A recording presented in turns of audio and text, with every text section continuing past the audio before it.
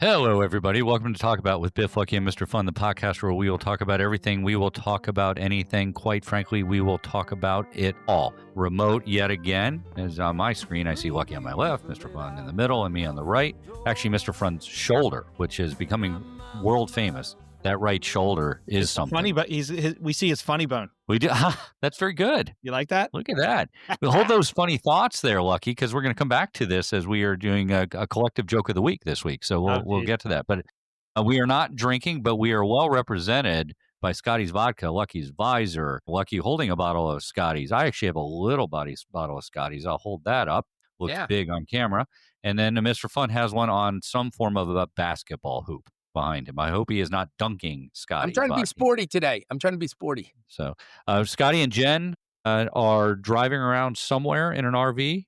For their honeymoon. I assume that's what it is. I saw him on Facebook with one of those rented RVs. You know, it's got the big advertisements on it. It says 1-800-RV on the side or something like that? Yeah, pretty much. And I saw, it didn't say where they were, but they're out having a good old time consummating their marriage, I guess. You know what was last week, which we didn't talk about at all? We did, I guess it was last summer or the year before. It was year before we talked about Burning Man. Yes. Right? Yeah. With Wendy. Burning Man was last week. It could be. Maybe they made a stop there. I think that might be right. They may have been out there. But by the way, they were the stars of Maryland tailgates. They participated and sponsored multiple tailgates, and people were thrilled to be drinking Scotty's. Oh, that's right. I saw him in some photos. So Scotty was there as well. He's everywhere. He's like Superman. He's everywhere. So he may have cloned himself. There might be multiple Scotty's because he's so many different places. It could. Maybe with the AI technology. JK, where in the world is JK? And as a reminder, JK is a friend of ours, fraternity brother of ours, who is based out of Salt Lake City. And he drives a large truck, a heavy rig, what would you call it? Big rig, whatever, 18-wheeler, whatever vernacular you want to use. He was in Capitol Reef National Park, which I believe is in southeastern Utah, one of the more recent national parks in the U.S. He sent pictures, looks beautiful. One of those places, again, that we should all hope that we travel to, and he continues to go to these places, and we will continue reporting on it. I had a couple things happen this past weekend. So we went to what was originally called the Rhode Island Invitational. Now it's morphed into a thing called the Cabin Cup, which is up in south central Pennsylvania where we go. There were 12 of us playing golf up there. Two things of note. One, and I was told I can mention this, I took down Rob G from Severna Park. You know, he's a good golfer, right? He is a good golfer. He will admit that he has had some struggles as of late, but the game is the game. And I played against him yesterday, and our bet was, if I didn't win, I had to kind of give him all his due props on the podcast. And if I did win, I just got to tell everybody I beat him. Well, we also need to give a little bit of history of this, this claim now that Biff, that you beat him, because we've been doing this tournament now for, well over 25 years. And Rob G is usually the zero handicap golfer, like the best golfer. Right. And we all score off of him. Rob G has not been playing that much, but he still carries that distinction of being the best golfer versus somebody like you, Biff, who plays, three times a week. So we are going to recalibrate for next year's Cabin Cup. I thought Rob G was like a trophy husband. Like, why isn't he playing a lot of golf? He does have trophy husband characteristics, but getting better at golf, his game has regressed. So, unfortunately. Okay. So thank you for diminishing my victory, Lucky. I appreciate that. That was very well done. A win's a win, but. Yeah, okay. There's no but in my win. I actually beat his ass. We'll just keep that going with the theme. So, anyways, on the Cabin Cup, I rode back with Jim M from Ocean City, our person, Mr. Big in Ocean City, and I had the chance to listen to podcasts. A couple things. One, listens to last week's podcast with him. He hadn't listened to the last episode or two, so we caught up on that. He laughed, vociferously, right? That would be the right word. Loudly, whatever the case may be, out loud to the anonymous joke Mr. Fun told. What do you call a moose? What do you call a moose with no name? An anonymous. Anonymous. He laughed out loud, and others had fed back to me that they also found that to be very funny.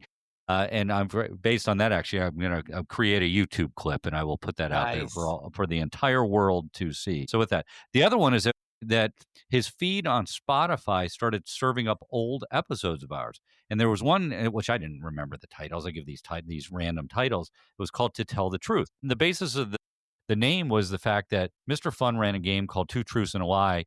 And if each of us gave two truths and a lie, and if we got it wrong, we had to eat these god-awful chocolate-covered scorpions and worms. The worms were disgusting beyond belief.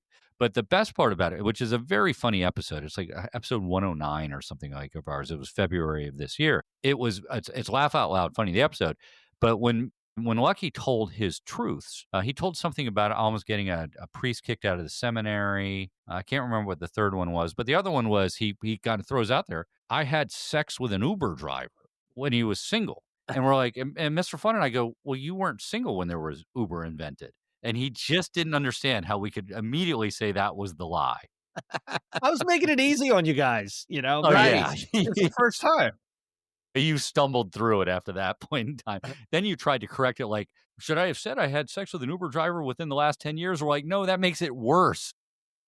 Yeah, absolutely makes it worse considering you've been married 30 years. So anyways, it's a good episode. Speaking of laugh out loud, I'm in the mood to tell a joke or two. All right. Well, good. Well, thank you, Mr. Fun, for a segue, awkwardly put as it was. We were going to get to that. So each of us this week, instead of Get Lucky, which we'll come back to Get Lucky as our 1 minute theme, we are going to tell our version of the joke of the week. Mr. Fun and I actually did this, and we wrote our own, and Lucky, through the magic of AI technology, has had some assistance with him. So, but I'm going to let Mr. Fun go first because he's traditionally done the joke of the week. So, Mr. Fun, why don't you go? Then I'll go, and then we're going to let Lucky round it up. Okay, so I heard somebody told me that lesbians like Sony and gay men like Bose. Do you think that's true, or are those just stereotypes? Jeez, good one. That's good. That's good. Okay, here's mine. Mr. Fun told me that the best sex he had in college was with a girl with no arms. He had to give it to her. Give it to her. Yeah. Got it. Girl in college. And she said, penis is the biggest I've ever touched. And I said, you're pulling my leg. Yeah. Good one. I had written a similar joke that said some of you had to hand it to her. Got it. Yeah, see. There we go. Anyways, look. So you guys don't like when I set my jokes up, but I actually have both your two's characteristics in ChatGPT. And whenever I need a joke, a topical thing, I just say, hey, give me a joke about Biff and Lucky. I mean, I'm Biff and Mr. Fun. And this one is about NFL. Biff wears white jeans to Lambeau Field like it's a runway. Mr. Fun shows up late and asks who's winning the Super Bowl in week 2. Nice.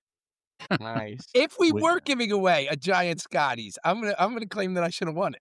For today. Your joke was very good. You had some good ones. Thank you. You were good. So, anyways. Okay, so I had NFL centered jokes, but the week 1 kicked off this week. It's really hard to follow like the start of the season because they're playing games in Brazil. They're on different nights of the week, and then finally we get to Sunday and a couple games have already been done. So the Chiefs lost their first game. The Lions lost their first game. Green Bay Eagles, the Ravens lost last night. Buffalo Bills won. But those are all the teams that are basically favored to win this year. The Bills have the biggest odds to win. Ravens second, Philadelphia Eagles, Packers fourth, Chiefs fifth, and Lions sixth. Anybody got any predictions for the NFL season? Well, why wouldn't you pick why are they saying the Eagles aren't favored to repeat? Just because it doesn't happen very often because they think the Bills have improved. The Ravens have improved more than the Eagles, I think. One of the things about the Eagles, they did have a dominant year last year. Saquon Barkley, their running back, though, had a massive workload last year. And there are statistics that says certain age running backs who have these many carries and these many receptions tend to regress. So that, I think, has a large factor in why the Eagles they're still very close, but they're the third favorite to win the Super Bowl this year. I did. Go ahead, Rob. Yeah, I can predict the Giants and the Jets will not go undefeated. They will not. Who both lost in week 1. It was a rough weekend for me. Rough weekend. Yeah, the Giants look awful. Yeah. They look awful. And then their ex-quarterback, laid the hammer down against the Dolphins, right? Daniel Jones. He played really good. So, I don't know. It's exciting, I guess, to have the football back on. Lucky you are actually going to Lambeau Field this week. Yeah. My one of my relatives' 60th birthday. We're celebrating in Green Bay, Wisconsin. So I'm leaving tomorrow to go out there. The Commanders are actually playing on Thursday Night Football against the Green Bay Packers. Really cool. We rented a house. They have all these party houses that are like right outside Lambeau Field. So we have a house for the from Tuesday to Saturday. We're going to play some golf, mess around in Green Bay, tour Lambeau Field the day before the game. Massive tailgate. I ordered a big bunch of food. We're catering our tailgate party on Thursday. So yeah, it should be fun. I need to share. I need to share a story. I hate to interrupt, but it's my second year being in a fantasy league, and Mrs. chose my players, and I'm wondering if 164 is a good score in a 12-man fantasy league. What do you think, Locke? It depends on your scoring system. Well, we beat the other team 164 to 80. Oh, well, that's pretty good. So it was a massive win for Mrs. Fun. That's good. Yeah, I have to. Go ahead, Beth. No, I'm sorry. Go ahead. No, I'm just saying you're going to have to give her her own team next year. Yeah. Yeah, the only thing I'm doing football wise this year is a survivor pool. So, which I've not done in a long time. I will admit that I took the Jacksonville Jaguars in week 1. They were playing Carolina Panthers. I don't know many things about pro football, or not enough to even do a fantasy football league, but I know Carolina stinks. That's and now I might have to start betting against the Giants. Whoever the Giants are playing, I think could be a safe bet. Yeah. Each week. One of the storylines I really liked this week was Aaron Rodgers led the Pittsburgh Steelers. He's playing for them now, and they played the New York Jets, who he played for last year. He played for them for 2 years. The first year he blew out his Achilles tendon, didn't play for the year. Last year he played. He really didn't do that much.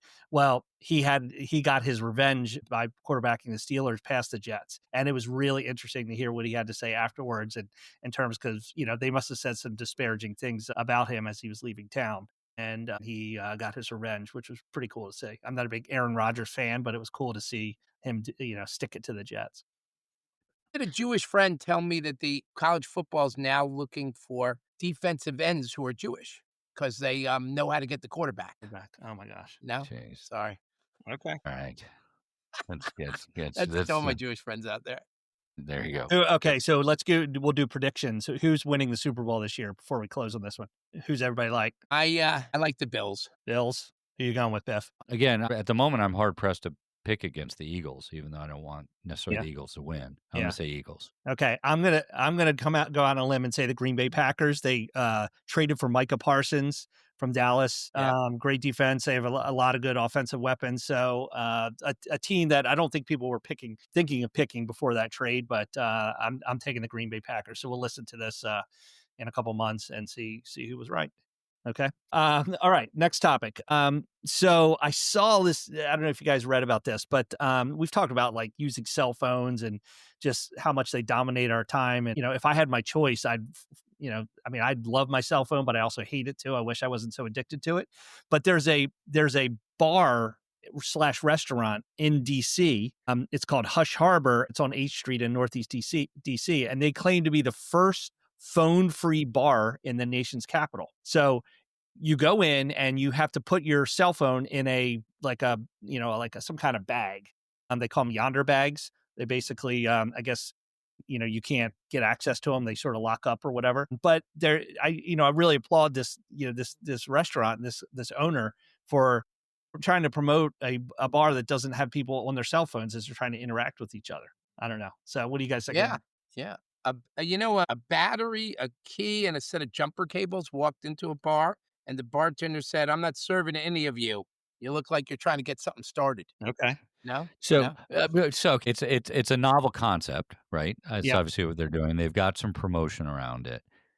Is outside of the first time people might try it, do you think it becomes a risk to their business in a sense that, people do have things they need their cell phones for? Let's call it work stuff. You're in DC, a lot of people are in Capitol Hill, whatever the case may be. I'm not suggesting that's necessarily correct, or right, but that's a reality that people have to be connected. Do you think it eliminates a certain segment of the population? It may, but I also think it's a concept that I think a lot of people share the same belief that I have, that you love your phone, you use it for so much, but you recognize that you're addicted to it. And we've all been caught not paying attention to our spouse when she or he are talking to us, being on your phone or your friends or whatever. I don't know. I think it introduces a sort of if you're willing to take the leap to go into a place like that, and I think unlocking some interpersonal things that maybe are cell phones are preventing from coming out. I don't know. I think it's a great idea. So To me, I it think sounds like what do they call that when it's an answer when there's no problem or whatever? Like going to a bar, videotaping and texting, "Where's your friends?" and taking pictures. I mean, that takes all that away from the bar. But you're well, right. I mean, it makes you communicate theoretically, have a conversation. but But you think about it. It's silly. You go to a public place to socialize, drink, be with your friends, meet new people, and you're putting your face in a phone. You know what I mean? Like, why? It just yeah, it counter. Yeah, but I think, I mean, honestly, so we all go to bars and we've been at bars together, and I'm not suggesting people don't look at their phones, but most people have conversations. They're there talking to each other. We are. I mean, Yeah. yeah, and whether it's, well, yeah, maybe, okay, let's call it 5% of the time, maybe we peek at our phone or something like that. But 95% of the time we're having a conversation. Is this for the generation that doesn't know how to communicate? Is that what they're trying to solve this for? I just think that it's just an odd sort of thing. Yeah. I don't know. You think about how okay, so think about what it was like before cell phones and what it's like now. Is there going to be a continued evolution of diminished social skills? You know, 50 years from now, what are social skills going to be like if things like these kind of restaurants aren't becoming more prevalent? So oh, absolutely. yeah, I don't know if it hinges on these kind of restaurants, but just in well, general, people don't leave their house. yeah. And people don't date in person right now. It's crazy. Yeah, It's no, crazy. again, I in one hand, I applaud them. On the other hand, I think, going back to Mr. Fun's point, it's answering a question nobody asked. Yeah, And in and my opinion. I get it. It's not like, which I completely agree with, taking cell phones out of schools. This is a completely different thing they're talking about. I mean, these are adults they're trying to manage, in a sense, right? How they interact. And okay, if it works, it works. Man, more power to them. I just suspect that it's for publicity now, and we'll see.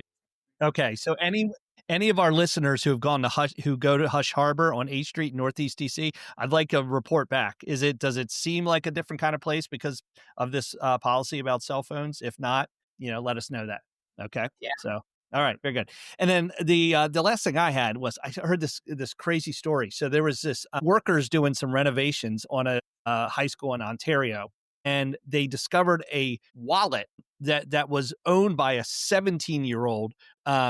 It basically was lost like 51 years before. Like they were able to look in the wallet and find some artifacts that basically said this wallet had been behind this wall of the school for 51 years. And so again, I thought it was odd because they again had the ID of this guy who this wallet belonged to, and the school approached the guy.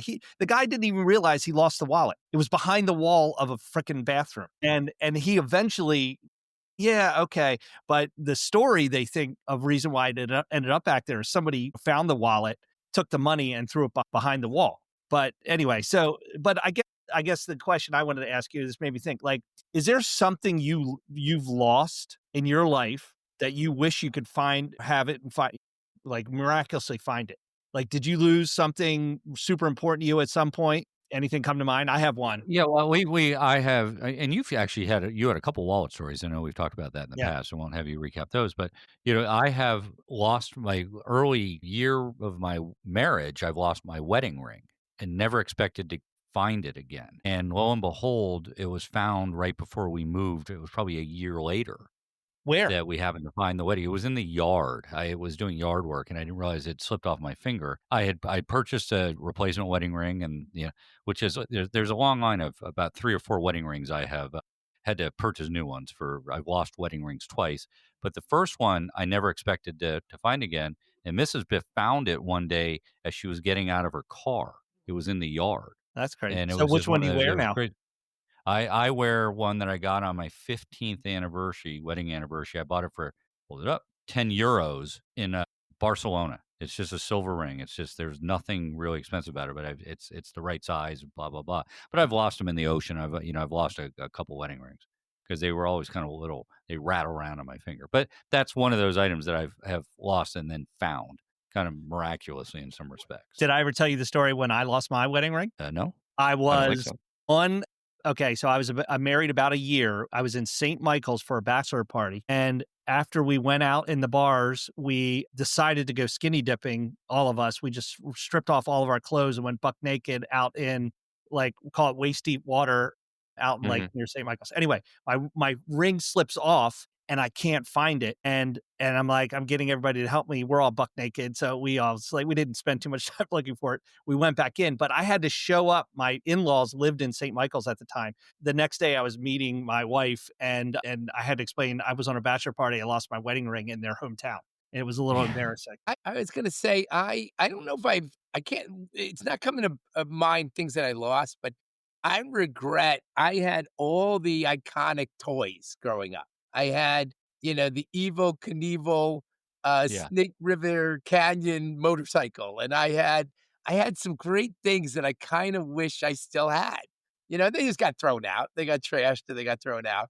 But I had so many GI Joe dolls. I had so many cool things. Baseball That cards. baseball cards. You know what else? When I went to school, when I went to college, I was hooked up with a beer distributor, and I must have had 10 neon beer signs. And to this day, I can't tell you what happened to them. I didn't throw them out, and they were huge. I don't know what happened to those. It's So, funny you say neon beer signs and then tying it to Lucky Store and St. Michael's. I used to work on charter sailboats, and one time we did a race to St. Michael's and ended up over there. And somehow we stole neon beer signs from a bar in St. Michael's. And I Really? had those in my dorm room, probably or excuse maybe even in the fraternity, Mr. Fun. I can't remember. I remember I had a Bud Light sign, yeah. and it was just I just had it, and I got it in St. Michael's. But anyways, enough about that. What happened to you? You used to be so crazy. What happened to you? Yeah. We all mature. We all mature, Mr. Fun. We were waiting for you to hit that maturation If it levels. wasn't for Mrs. Fun, you'd have your house decorated with beer signs and GI Joes, Mr. Fun. I Yeah, that's would. right. I would. And I'm sure Biff was wearing some, like, when he heisted the signs, he was probably wearing something a little darker colored or camouflage, not those white pants that make him Okay. stick out now. All right. Let's easy enough with the white pants. So the big news last week that I picked up on was this whole it made headlines was that Elon Musk, the Tesla board, has given him a pay package with a potential compensation of $1 trillion. So let's remind ourselves that's 1,000 billion, right? And a billion is 1,000 million. So that's a lot of money, and he's worth about 400 million now, something thereabouts. 400 billion. 400 billion. I think that's his net worth. So I looked it up as like, well, obviously that makes headlines, but it's over 10 years. And the facts that what he has to hit, he has to get the company to an $8.5 trillion market cap. I think the largest company in the world right now is about 4 trillion. It's Nvidia, I believe, might be the largest market cap right now.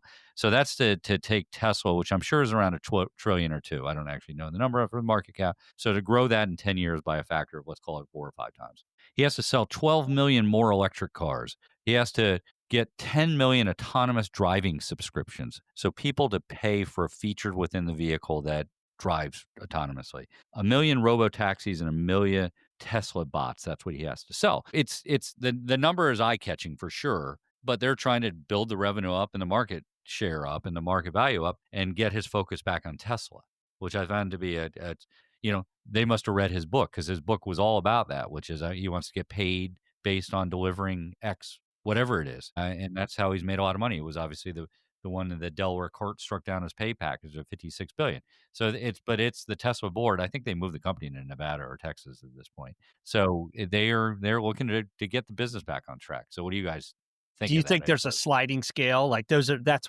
like his on target earnings if he hits those metrics. But if he sells half as many autonomous vehicles or, whatever, do you think he gets even half of 1 trillion is still a shitload of money? Yeah, I'm sure his annual compensation is in the billions. So I don't think to your point, I'm sure there's annual numbers that are the targets, but this is to have him go for it.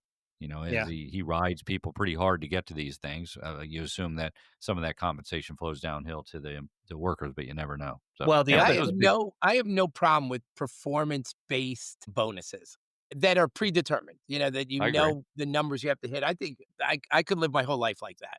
Give Yeah. me Yeah, incentive and let me work towards it. absolutely. Well, the other thing is it's probably stock incentive. It's probably not cash. So, Oh yeah, for sure. I'm yeah. sure it's a stock. Yeah. So who knows? But anyways, I found that to be interesting. The other one, which is kind of a throwback to our college days, the MTV's Video Music Awards were last night, and I'd heard about it. I'm like, what's the relevance of the MTV Video Music Awards? One, because there's no videos played on MTV. That's, if you've flipped over to that, and I haven't in a long time because I don't have kids in that demographic, it's all like reality shows, right? So who are they giving awards to based on what, are they watching? Or if they're not playing them, why are they giving awards to performers? So I guess MTV knew this as well, because I read this online, that they actually went back to showing videos on TV. They did it for 24 hours a day, 7 days a week for some period of time this past lead up into the VMAs. So they actually are showing videos.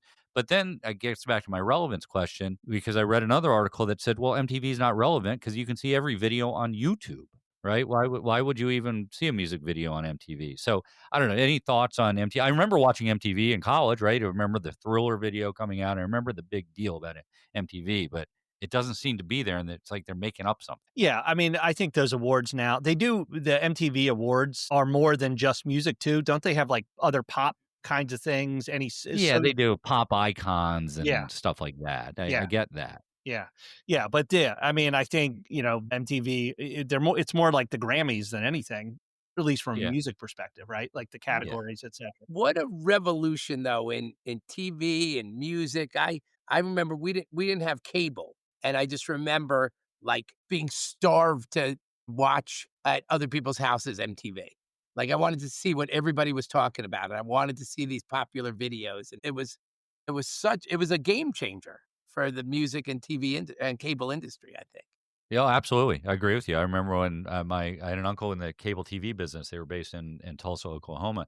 And Tulsa was famously where a lot of cable was developed. It's where they tested it. Just, I don't know why. Maybe the size of the market, they had the cable laid out there. And MTV, I remember driving to Oklahoma to see MTV. I do. It's not why we went there, but I remember it being on and just sitting mesmerized in front of the TV. Yeah. It was really cool. So, anyways, Mr. Fun, I think you have a game that you wanted to, not a game. Yes, I'm kind of concerned. I don't want to draw it out too much because this game could take 5 minutes or 15 minutes. So let me try to talk through it quickly and then try to run the game quickly. But I've seen this trend on Instagram where you have $15 to create. So each of you can spend $15 on the perfect first date. You don't know what my questions are going to be, but what I'd like you to do, I did the math, and I have 5 categories. So if you spend $5, $4, $3, $2, and $1, you'll spend your $15. So you have to think this through, kind of be strategic because you don't want to be dealing. You want to have some money left over as we go through the categories. So here we go, and I'll keep track of Lucky and Biff. Who would you like to go on the date with? For $5, Scarlett Johansson. $4, Jennifer Aniston. $3, Natalie Portman. $2, Drew Barrymore. And $1, Jodie Foster. Who would you spend your money on, Luck? Well, I'm a big Scarlett fan, but not knowing the other categories, if I'm going on a date, I don't know if I want to necessarily. I like Natalie Portman. I was looking for it, like, where do I go for like a little bit of a discount, a little bit of a variety too. I mean, I'm everything Scarlett. So I'm going Natalie Portman for what? Would you say $3? $3. Yes. So you spend your $3 token. What do you got, Biff? I think just because it's a generation, I'd go with Jennifer Aniston. I know that's $4, but I'll say Jennifer Aniston. $4. You're going on a date with Lucky you. I like Jennifer Aniston. All right, you're going to take my girl, Biff. Your destination for $1. You're taking Natalie or Jennifer to the bookstore. For $2, you're taking them go-kart driving. For $3, you're taking them to a Yankee playoff game. For $4, ready, a 2-day Caribbean scuba trip. And for $5, a Broadway show and overnight at a 4-star hotel in New York. Where are you taking Natalie Portman, Lucky? I'm going scuba. $4. That's an easy one. You've spent $7 so far. Yep. Right? Biff? I'd go go-kart racing. $2. You're spending $2 to take Jennifer Aniston go-kart race. Because you just want to see if she's she likes to have fun doing those sorts of things. Oh, I know. Right? You know a lot about Jennifer. That's like an hour endeavor. I get a whole weekend with Natalie Portman for double the money. It's a date. What if it goes horribly wrong on that first moment? Well, on we'll your find weekend? out based on the rest of these choices. Okay. All right. You can only eat one food the entire time. For $1, it's McDonald's. For $2, it's Olive Garden. For $3, it's Chinese buffet. For $4, it's an Italian restaurant. And for $5, it's a classy steakhouse with great wine.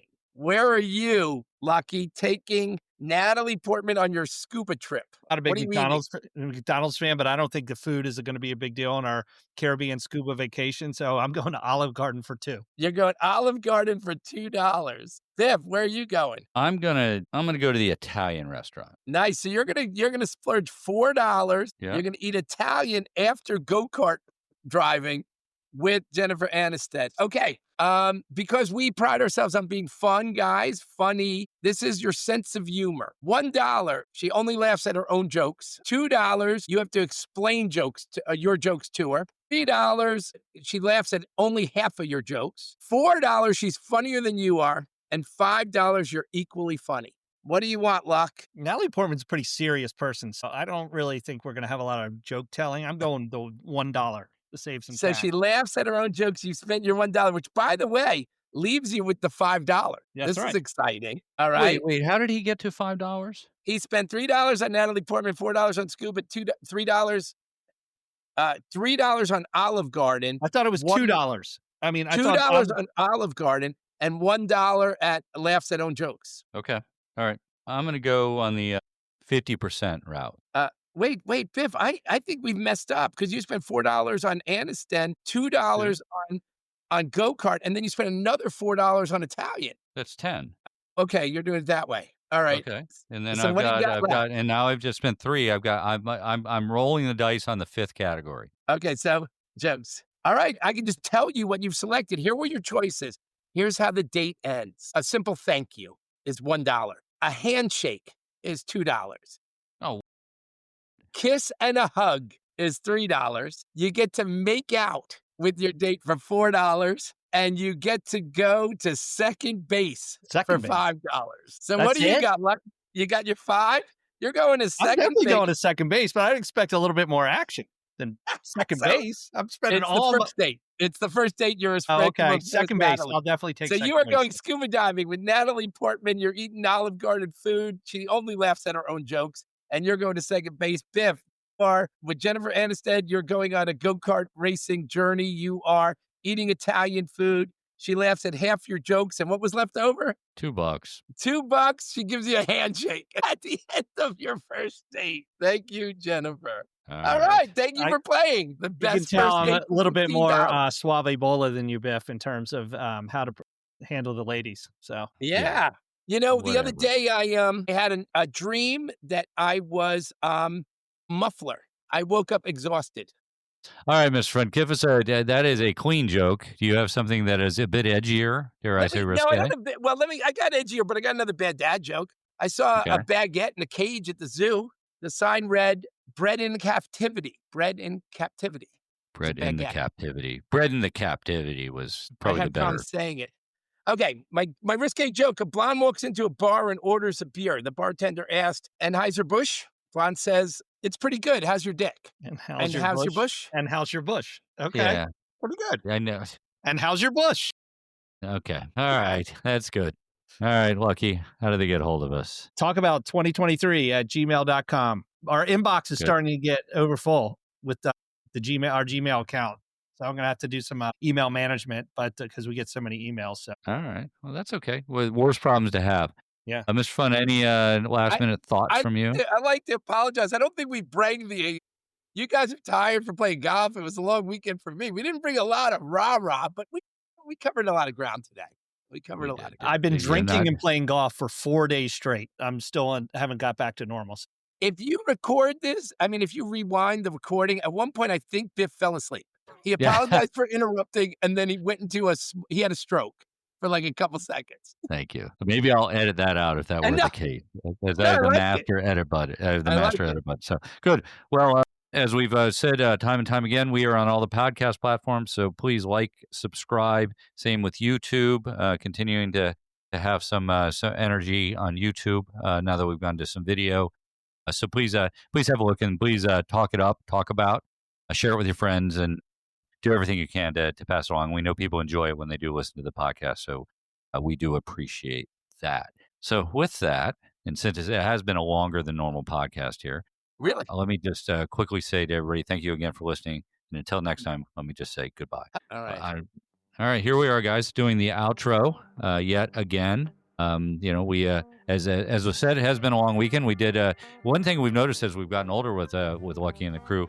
Bedtime has been coming earlier on the golf trip. Oh, really? Yeah.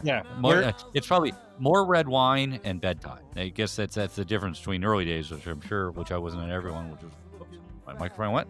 A lot of beer and staying up late. Yeah, so, in the early days, we would stay up until 4 and go to play golf at 8. Now it's go to bed at 10 and have fun playing golf at 8 in the morning. How was your weekend? Fun? Anything good? Big Maryland tailgate. They won. It was action-packed. I forget everything, though. It was action-packed. That's good. So filled with action, I've forgotten. And you have 3 kids in college now, which we haven't spent a lot of time talking about. That's quite a monumental thing to have 3 kids in college at one time, as does Lucky. You guys have you are propping up the economy for state schools around the country. I have 2 in school, and 1 is gainfully employed now, so I'm feeling good about that. Well, I thought you still had something left to graduate. Forgive me. He's taking his exam, but Oh, good. All right. Well, that's excellent. So good. Anyways, it is the outro. Mr. Fun, do you have any leftover jokes you want to tell in the outro? You know what happens when an escalator stops working? Nothing. It just stares. Okay. All right. So that's good.